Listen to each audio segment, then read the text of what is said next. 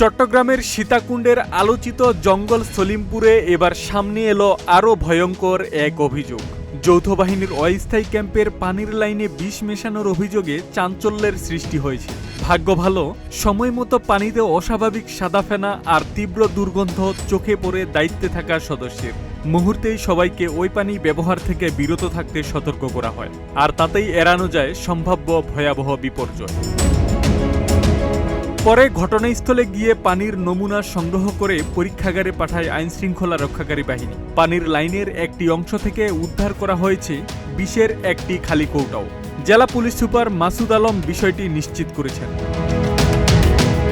পুলিশের ভাষ্য, সন্ত্রাসীদের অভয়ারণ্য হিসেবে পরিচিত জঙ্গল সলিমপুরে প্রশাসনের চলমান অভিযান ব্যাহত করতেই এটি পরিকল্পিত নাশকতার চেষ্টা হতে পারে।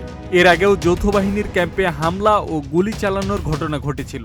বর্তমানে পুলিশ, র্যাব, বিজিবি ও সেনাবাহিনী সমন্বিতভাবে এলাকায় অভিযান ও সড়ক নির্মাণ কার্যক্রম চালিয়ে যাচ্ছে। পানিতে সত্যিই বিষ মেশানো হয়েছিল কিনা তার চূড়ান্ত উত্তর মিলবে পরীক্ষাগারের প্রতিবেদনে। তবে একটি বিষয় স্পষ্ট, সতর্কতার কারণে এবার হয়তো রক্ষা পেয়েছে বহু প্রাণ। আব্দুস সালাম, প্রজন্ম 24।